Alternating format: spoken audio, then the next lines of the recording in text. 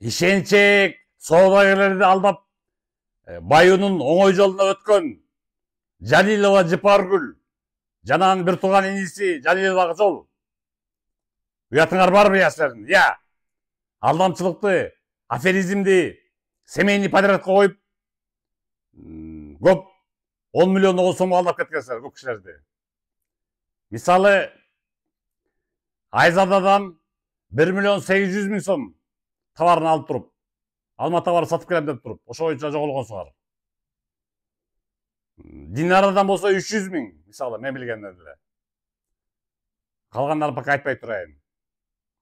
Динаранын 300 миң сомдук товарын алдап кеткенсиздер. Эки бир тууган уяты жоктор. Мына мен сүйлөп отур замат көрүп койгула. Фотографиялар чыгат.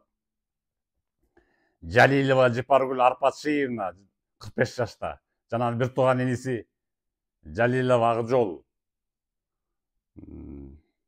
Жыпаргүл болсо СИЗОдо отурат. СИЗОдо отуруп сотулуп атат. Уже бир жылга чукулдап калды. Потерпевшилер абдан көп. Бүт барасы жазган буга.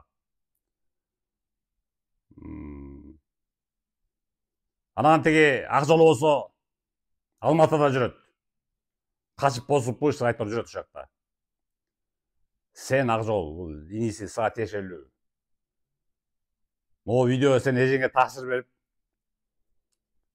соттон вообще огромный былчыга суроо алып кетелик да.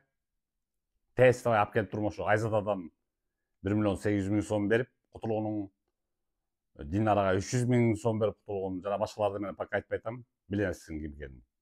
Ошого берип кутулуктуңбу? Мына ошол алдамчы эки тууганын сүрөтүн көрүп койгула. Жалилова Жыпаргүл жана иниси Акжол. Ош областынын Каракулжа районунун Чалма айылынан бошот. Мына көрүп койгула.